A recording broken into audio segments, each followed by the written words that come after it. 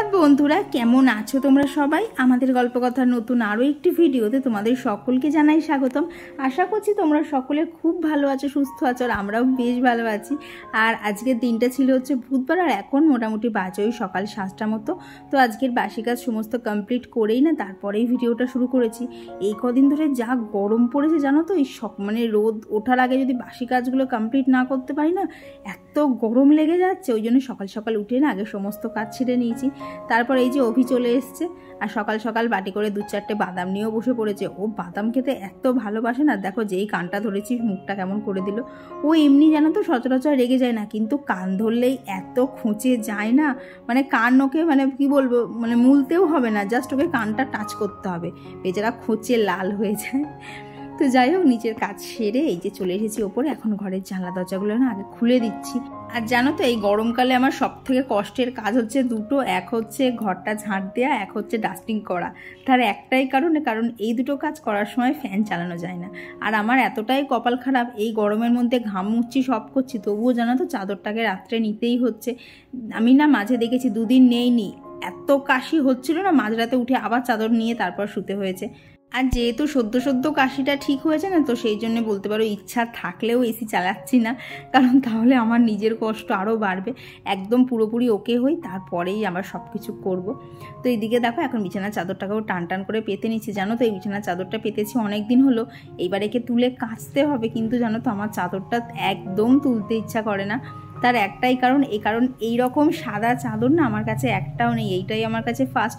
আর জানো তো চাদরটা সেরকম একটা নোংরাও হয় না, কারণ বাড়িতে তো নোংরা করার মতো কেউ নেই। কৌশিক বাড়ি থাকলে তাও না এদিক ওদিক হয়, ধরো ওই মানে নোংরা পায়ে টায়ে উঠে পড়ছে। তারপরে ওই তোমাদেরকে তো আগের দিন দেখিয়েছিলাম ওই যে পাউডার মাখে চারিদিকে ছড়ায়, তো ও বাড়ি না থাকাতে সেরকম জানো তো চাদরটা নোংরা হয়নি, কিন্তু অনেক দিন হয়ে গেছে, তো এইবার না চাদরটাকে কাচতেই হবে। তো এইদিকে দেখো বেড টেবিলের উপর যা জিনিসপত্র থাকে সমস্ত কিছু একদম ভালোভাবে পরিষ্কার করে নিয়েছি। আর তোমরা তো জানোই বুধবার হলেই আমি আমার ঘরটা, তারপরে নিচের ঘরটা সমস্ত কিছুই খুব ভালোভাবে পরিষ্কার করে রাখি, যাতে বৃহস্পতিবারে আমার না করতে হয়। আর কি জানো তো, বৃহস্পতিবার তো লক্ষ্মীবার, তাই সবসময় চেষ্টা করি বুধবারেই নাই যা যা হাতের কাজে আর কি যেগুলো দেখবে যেতে আসতে চোখে ধুলো বাঁধে সেইগুলোকে না সমস্ত পরিষ্কার করে রাখার। কারণ ছোটোর থেকে এইটা শুনেই বড় হয়েছি যে পরিষ্কার পরিচ্ছন্নতা হচ্ছে মা লক্ষ্মীর বাস। আর মা লক্ষ্মীকে সন্তুষ্ট থাকতে গেলে তো একটু নিয়মকানুন পালন, একটু পরিষ্কার পরিচ্ছন্ন থাকা, এগুলো তো পালন করতেই হবে। আর জানো তো এইখানটা পরিষ্কার করছিলাম, হঠাৎ এই ছবি দুটো না চোখে পড়লো। এই কাশ্মীরের ঘটনাটা হওয়ার পর থেকে না এত খারাপ লাগছে, কারণ এই জায়গাগুলোতে আমিও যখন গেছি তখনও কিন্তু এসব কিছুই ছিল না, মানুষ কত স্বাধীনভাবে ঘুরতে পারছিল।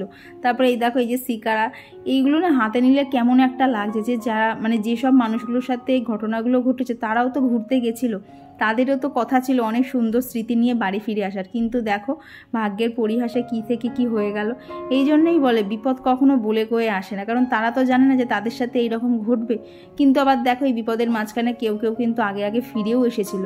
কিন্তু ওই যে কপালে যার যেটা লেখা আছে সেটা তো আমাদেরকে মানতেই হবে। কিন্তু কি হয় বলো তো, অনেক সময় না মানে বাস্তবকে মেনে নিতে খুব কষ্ট হয়। এই ঘটনাগুলো ঠিক সেই রকমই হয়েছে, এমন প্যাথেটিকভাবে সবার মৃত্যুগুলো হয়েছে, মানে ফেসবুক খুললে ইউটিউব খুললেই এত দেখাচ্ছে না, মানে দেখলেই ওগুলো নিজের মনটা ভেঙে যাচ্ছে।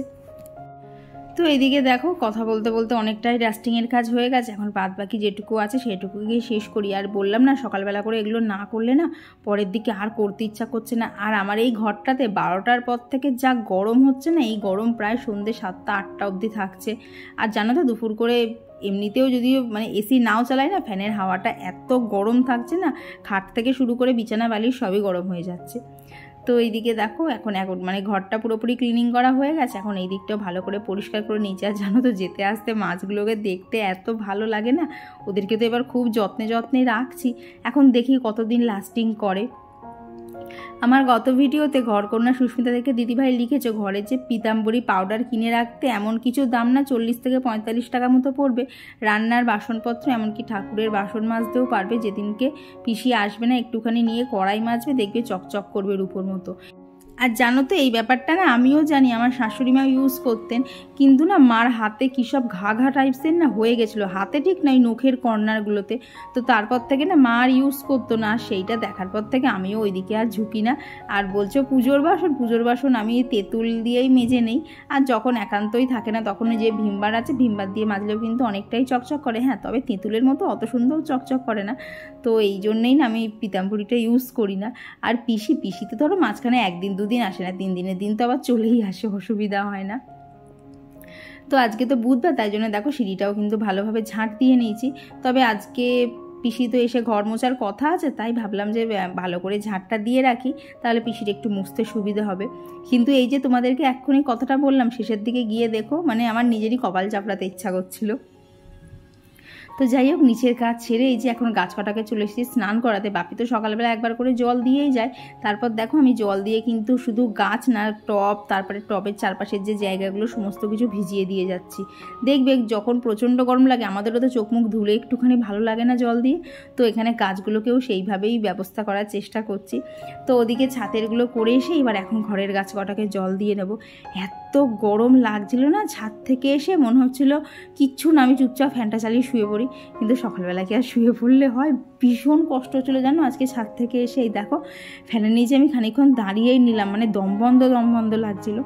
তো তারপর এখানে টুকটাক কিছু জামা কাপড় ছিল, তো সেই জামা কাপড়গুলোই এখন গুছিয়ে আলনায় রেখে দিচ্ছি। দেখবে ঘরের মধ্যে যদি জামা কাপড় এরকম ঢিবি করা থাকে না, সেটা একদম ভালো লাগে না।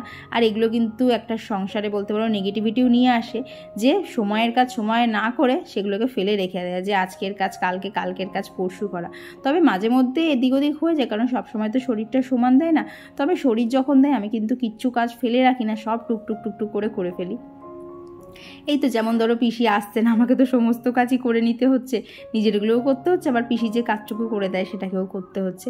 তো এইখানে এখন হাতে মুখে ভালো করে সানস্ক্রিন অ্যাপ্লাই করে নিলাম, কারণ যা গরম পড়েছে তার উপর গ্যাসের সামনে গিয়ে দাঁড়াবো। আর তখন ওই হাতের স্কিন আর কি যেটুকু অংশ ঢাকা, যেটুকু অংশ বাইরে রয়েছে, সেইটুকু অংশের কালার চেঞ্জ হয়ে যাবে, সেটা দেখবে খুব একটা ভালো লাগে না। আর কোথাও গেলে তো আরও খারাপ লাগে। তো এখন নিচে এসে দেখো এখানে সমস্ত বাসনগুলো নামিয়ে একটা ভেজা কাপড় দিয়ে কিন্তু সমস্ত জায়গাটা মুছে নিয়েছি। তো একজন দিদিভাই বলেছিল আমার রান্নাঘরের কি ট্যুর দিতে। তো দেখো দিদিভাই, আমার রান্নাঘরে মানে সেরকম কিছু হাইফাই করে সাজানো না যে তোমাদেরকে কোনো টিপস শেয়ার করতে পারবো। তো এইদিকে দেখো নিচের তাকটা এই যে চালের কৌটো, আটার কৌটো, তারপরে বড় বড় থালাগুলো আর টুকটাক বাটি ফাটি থাকে। আর ওপরের তাকটা তো দেখলে শুধু বাটি আর কি, ছোটো বাটি বড় বাটি এগুলোই স্টেপ বাই স্টেপ সাজানো থাকে। তো সেখানে আর কি রান্নাঘরের ট্যুর দেবো বলো তো। তো এইখানে একটা লাড্ডু ছিল, বাক্সার একটাই ছিল। আর এই যে দুষ্টু এসেছিলো, ও তো মানে লাড্ডুটা খেতে ও খুব ভালোবাসে, তো বসে বসে দুজনে মিলে লাড্ডু খেলাম। দিয়ে দেখো ওপর থেকে গিয়ে ফোনটা নিয়ে চলে এলো। কী কারণ না, আন্টি আমাকে একটুখানি তোমার ফোন থেকে নেটটা কানেক্ট করে দাও, আমি একটুখানি ফোন ঘাঁটবো। তো ও তো ওদিকে ফোন ঘাঁটছে আর আমাকে এখানে মানে আমি করতে চলে এসেছি রান্না। তো আজকে দেখো এখানে প্রথমেই ভাত বসিয়ে মানে ডিমটা সিদ্ধ বসিয়ে দিয়েছি, আর এদিকে ভাত বসিয়ে দিয়েছিলাম। তো ভাতের মধ্যে আজকে আলু সিদ্ধ দিয়েছি, আর করবো হচ্ছে ডিমের কারি। দেখো তার জন্য যে 4 টুকরো আলু লাগবে, সেটাও কিন্তু ভাতের মধ্যে দিয়ে না বেশ খানিকক্ষণ সেদ্ধ করতে দিয়েছিলাম। কিন্তু দুঃখের বিষয় কি জানো, আলুগুলো ভগবান জানে কি আলু, কিচ্ছু সেদ্ধ হয়নি। মানে ভাত হয়ে গেছে, আলুগুলো সেদ্ধ হয়নি। ভাবো একবার কি আলু আজকে ছিল। তো এইদিকে দেখো একটু বেগুন কেটে নিচ্ছিলাম, বেগুন ভাজা করব। আর বলো না, এগুলো যখন কিনে এনেছিলাম তখন বলেছিল এগুলো ভালো বেগুন, কানা বেগুন না। কিন্তু এই যে বেগুন কাটতে গিয়ে দেখি দেখো বেগুন আর একটাও গোল গোল বেগুন ভাজা হলো না, সবই এইরকম কি বলবো একটা কি শেপ হয়ে গেল। প্রত্যেকটা কোনায় কোনায় এমন করে পোকাগুলো হয়েছে না। তো কি আর করা যাবে, কিছু করার নেই। এখন কিনে আনা হয়ে গেছে, কিছু তো আর করার নেই। এগুলোকেই যাও করে বাচ্চা দিয়ে খেয়ে নিতে হবে। কারণ আগের দিন 2টো বেগুন কিনেছিলাম 20 টাকা। ভাবো তো 20 টাকার বেগুন ফেলে দেওয়া যায়? ওই জন্য বাবা যেখানে যা পোকাটোকা আছে বাচ্চা দিয়ে রান্না করে নিয়েছি। আর এর মধ্যে দেখো কারেন্টও চলে গেছিলো, প্রায় 20 মিনিট মতো কারেন্ট ছিল না। তাতে আমার যা হাল খারাপ হয়ে গেছিলো, কারণ এই নিচটাতে রান্না করতে প্রচণ্ড কষ্ট হয়। রান্নাঘরের জানলাটা ছোট, তো একটুও হাওয়া আসে না, একদম পুরো মানে সেই বলতে পারো সেঁকে যাওয়ার মতো হয়ে যায়। তো এদিকে একটা ডিমের অমলেট করে নিয়েছি, আর এখানে দেখো যে ডিমগুলো সেদ্ধ করে নিচ্ছি সেগুলো এখন ভাজা করে নিচ্ছি। তো ওইটা অমলেট করেছি কারণটা হচ্ছে এখানে না 4 ডিম সেদ্ধ করতে দিয়েছিলাম। তো দেখো এখানে 3টে আছে, যে 4 নাম্বার ডিমটা ছিল না সেই ডিমটা আর কি কড়ার মধ্যে সিদ্ধ করতে দিয়েছিলাম। তো ডিমটা ফেটে কুসুমটা পুরো বেরিয়ে গেছিলো আর কি। যখন ডিম সেদ্ধটা ছাড়াতে গেলাম দেখলাম ভেতরে শুধু সাদা অংশটা সেদ্ধ হয়েছে, কুসুমের কিচ্ছু নেই। তো সেই জন্য আবার একটা ডিমের অমলেট করে নিলাম, কারণ ওই দিয়ে তো আর ভাত খাওয়া যায় না। তো এখানে যেভাবে ডিমের কারি করে সেইভাবেই করেছি, শুধু এক্সট্রার মধ্যে দিয়েছি হচ্ছে একটুখানি মিট মশলা। মশলা, আর এটা আমার শম্পা দিদিভাইয়ের থেকে শেখা। আর জানো তো ডিমের ঝোলে এই মিট মশলা দিলে এত সুন্দর একটা ফ্লেভার আসে, গন্ধ আসে, তাতে কিন্তু এমনি এমনি ভাত খাওয়া হয়ে যায়। তো চলো এখানে রান্নাবান্নাগুলো শেষ করি আর তোমাদের সাথে বেশ কিছু কমেন্টও শেয়ার করি। তবে এই দেখো আজকে ব্রেকফাস্ট নিয়ে বসেছিলাম, ভাত ছিল, বেগুন ভাজা ছিল, আর দেখো আলু সেদ্ধটাকে আর কি আলু ভাতে আর মাখা যায়নি, ওই মানে আলু কাবলির মতো আলুগুলো ভাঙাচোরা হয়েছিল, তাই দিয়েই খেয়ে নিয়েছি, কি করা যাবে। তো আমার গত দিনের ভিডিওতে কমেন্ট করেছিল আমাদের ছোট্ট সংসার থেকে দিদিভাই, তো দিদিভাই লিখেছে ভীষণ সুন্দর লাগলো তোমার ভিডিওটা, তোমার কাজ করার ধরনটা খুব সুন্দর, থ্যাংক ইউ দিদিভাই। আর কমেন্ট করেছিল সুষমা বিশ্বাস দিদিভাই, তো দিদিভাই লিখেছে তুমি তোমার ব্লগে রেসিপির টাইটেল থাম্বনেলটা দাও, তাহলে তোমার রেসিপিগুলো খুঁজে পেতে সুবিধা হবে। ঠিক আছে দিদিভাই, থ্যাংক ইউ তোমাকে সাজেশন দেওয়ার জন্য। চেষ্টা করবো যেদিনকে কোনো রেসিপি একদম ভালোভাবে নতুন নতুন রান্না তোমাদের সাথে শেয়ার করবো, সেদিনকে থাম্বনেলে আর টাইটেলে লিখে দেওয়ার জন্য। আর কমেন্ট করেছিল লোপামুদ্রা দি, তো দিদিভাই লিখেছে তোমার কাজ রোজ দেখি, তাও খুব ভালো লাগে, এত সুন্দর গুছিয়ে সব কিছু সামলাও, থ্যাংক ইউ দিদিভাই। আর কমেন্ট করেছিল বৈশালীনাথ দিদিভাই, তো দিদিভাই লিখেছে তুমি যে মানে আমি যেভাবে ডিম দিয়ে রুটি দিয়ে আগের দিন ভিডিওতে দেখিয়েছিলে না, তো দিদিভাইও ওইভাবে খেয়ে নেয় আর কি, যদি আগের দিনের রুটি থাকে। কি ভালো লাগে না বলো দিদি খেতে, তার সাথে যদি পেঁয়াজ কুচি আর একটু শশা কুচি হয় তাহলে তো জমেই যাবে, তবে ওই নিজের জন্য না শশা পেঁয়াজটা কাটতে ইচ্ছা করে না, তো এই হচ্ছে ব্যাপার। আর কমেন্ট করেছিল জয়শ্রী বিশ্বাস দিদিভাই। আর মনামি সরকার দিদিভাই লিখেছে ঠিক বলেছে দিদিভাই, আমিও কিছু মনে করি না এখন, কেউ কিছু বললে চুপ থাকি, কারণ আমি উল্টে কথা বললেই তার খারাপ লেগে যাবে। হ্যাঁ গো, আর ওই যে তুমি একজনকে কিছু বলতে গিয়ে তার খারাপ লাগবে, তারপর দেখা যাবে তুমি আরও 10টা মানুষের কাছে খারাপ হয়ে গেছো, ওর থেকে আবার কিছু না বলাই ভালো। সেই কথাই বলে না বোবা কালার শত্রু নেই, তো সংসারের জীবনে টিকে থাকতে হলে ওই রকম হতে হবে। তবে তাই বলে যে যা বলবে সব আবার মুখ বুজে সহ্য করলে হবে না, মাঝে মধ্যে নিজের মতামতগুলোকেও প্রকাশ করতে হবে, নাহলে সবাই একদম পায়ে মারিয়ে চলে যাবে। আর দেখো তোমাদের সাথে কথা বলতে বলতে বাপির ঘরটাও কিন্তু ডাস্টিং করা কমপ্লিট। আর এখন এই যে সব থেকে কষ্টের কাজ, ওপরে এসে ঘরটাকে মুছে, এত কাজ করার পর না ঘরটা মুছতে খুব কষ্ট হয়। কী হয় বলো তো, ওপরে ফ্যানটা চলে, তো মনে হয় ঠিক আছে ঘরটা একটুখানি পরে মুছি, একটুখানি ফ্যানের তলায় বসে নেই।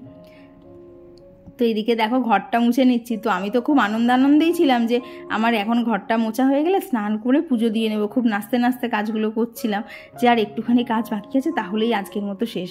কিন্তু এরই মধ্যে শুনতে পেলাম পিসি আজকে আসবে না, মানে কালকে আর কি, গতদিন তো বলে কামাই করেছিল, আজকে হচ্ছে না বলে।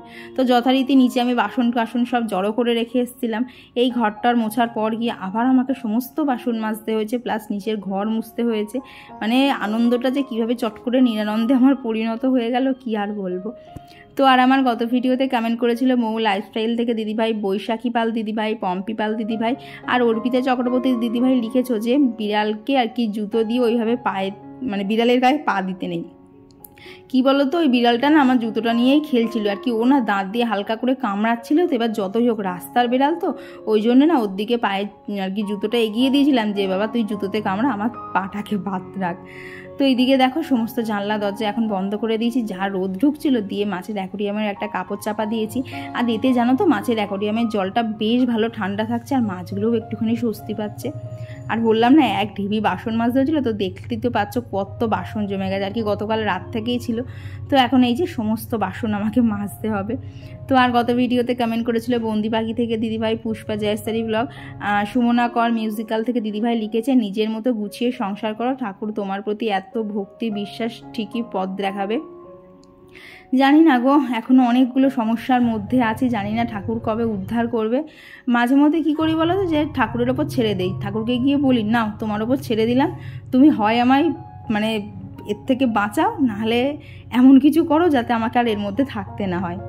তো ঠাকুরকে মাঝে মধ্যে গিয়ে এইসবই বলি গো, এক সময় না নিজেই মানে দম বন্ধ হয়ে যায় চারিদিক থেকে যখন অনেকগুলো সমস্যা চলে আসে। আর এই তো তোমাদের সাথে কথা বলতে বলতে এক ঢিবি বাসন আজকে শেষ করলাম আজকের মতো, তারপর ঘরটা মুছে নিয়েছি। আর এই দেখো এখানে মিস্ত্রি কাকু কাজও করছে, তো আমার এই সেলফটা অনেকটাই হয়ে গেছে। তো সামনের লুকটা না তোমাদেরকে এখন দেখাতে পাচ্ছি না, কারণ দেখতেই তো পাচ্ছ এইভাবে রাখা, আর তারপরে এখানে রংচঙের কাজ করছে। তো চলো আজকে না দেখাতে পারলে তোমাদেরকে আগামীকাল দেখানোর চেষ্টা করব। পিসি তো গতকাল বলে কামাই করেছিল, আজকে না বলে কামাই করলো, কালকেরটা তাও বলে দিয়েছিল। চলো ঠিক আছে, মেন্টাল প্রিপারেশান ছিল যে সমস্ত বাসন আমাকে মাজতে হবে। আজকে ভাবো তো আমি নিচে মানে নিচ থেকে পুরো ওপরে চলে এসেছি, তারপরে এসে আবার নিচে গিয়ে সব করতে হয়েছে। এখন বিশ্বাস করো মানে সিদ্ধাটার মধ্যে না ধপ ধপ ধপ ধপ করছে।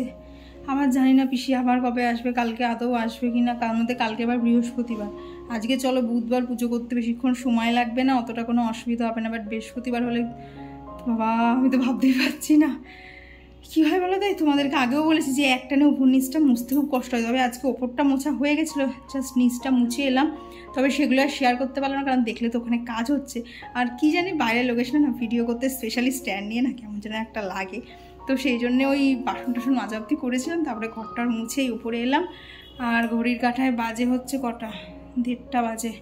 তো যাই এখন স্নান টান করি, কিন্তু এত হাত ধরছে এক্ষুনি যাবো না, 10টা মিনিট একটুখানি বসি, একটু ফ্যানের হাওয়া টাওয়াগুলো গায়ে লাগুক দিন যাবো, কারণ প্রচণ্ড গরম লেগে গেছে। আরও কী হচ্ছে বলো তো, ওখানে তো রং চং করছে আর কি শোকেসটাতে রং করছে, তো যার জন্য ফ্যানটা অফ রাখতে হয়েছে, প্রচণ্ড কষ্ট হচ্ছিল। তো চলো স্নান টান করে নিই, আমার ঠাকুর ঘরে গিয়ে দেখা হচ্ছে। তো তারপর এই যে স্নান সেরে একদম ঠাকুর ঘরে চলে এসেছি, এখন চলো ঠাকুরের পুজোটা দিয়ে নিই। তো আমার গত ভিডিওতে পারমিতা দিদিভাই লিখেছো যে কিছু মনে করো না, একটা কথা বলছি, তোমার বাবা মাকে তোমার বিয়েতে কিছুই দেয়নি।